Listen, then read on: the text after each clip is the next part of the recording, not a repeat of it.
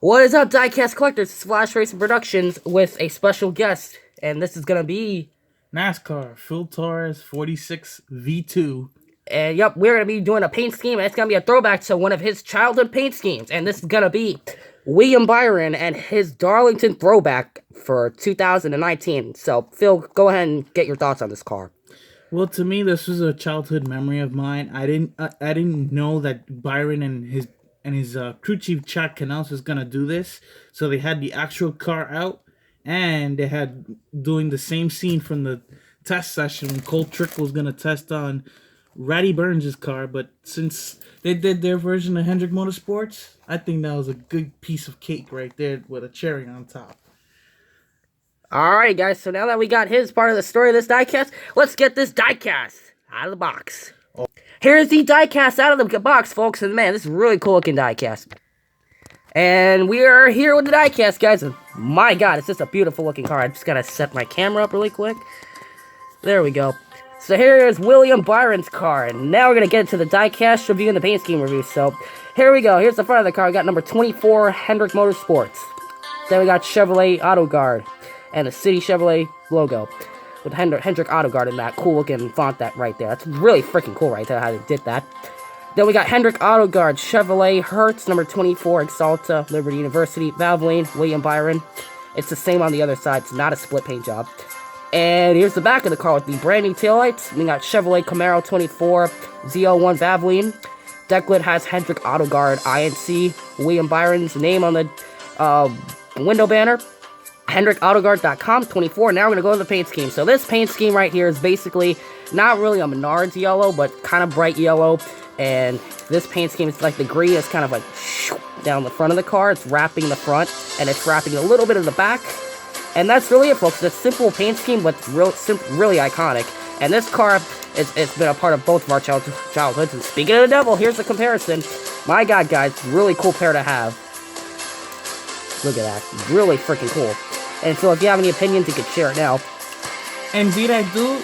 In this case, Byron's car is... In Byron's case, William Byron and his team cleaned up the car a little bit. So that's why the car on the right looks more different compared to the one on the left and on the top right now.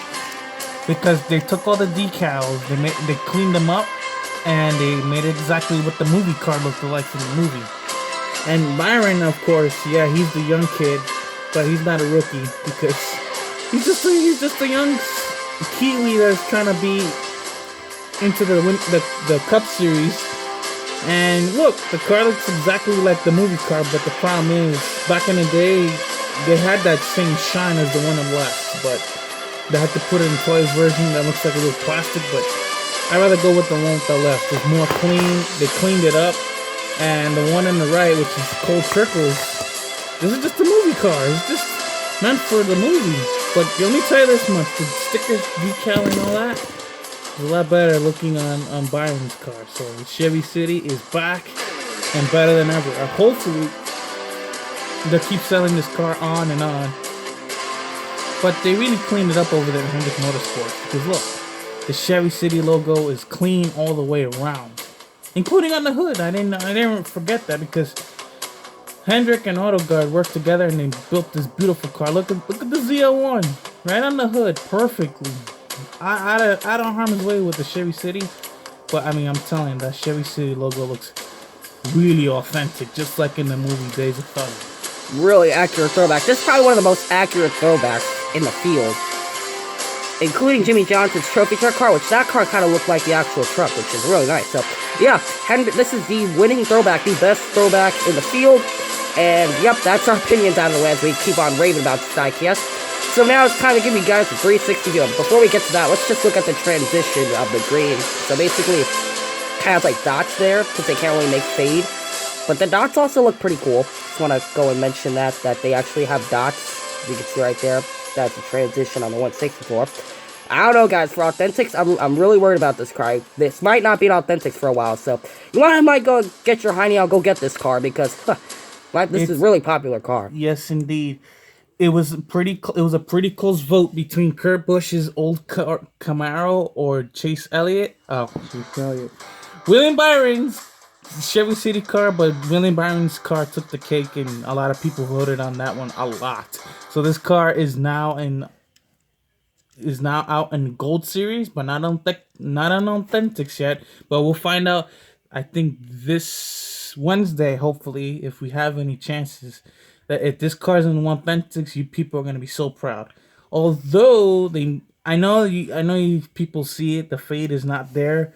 They'll probably add it in Authentics to make it a little bit more fresh, a little bit more cleaner, like the one here, and in the Days of Thunder actual car. Like you see, the fade green is more to the 40 than the 6 on the movie car right here. On this movie car here, it's more onto the 6 than it is on the 24 here. It's less on the 2, and well, mostly because the car is, it's just it's not the actual prototype. It's just this is just a prototype car.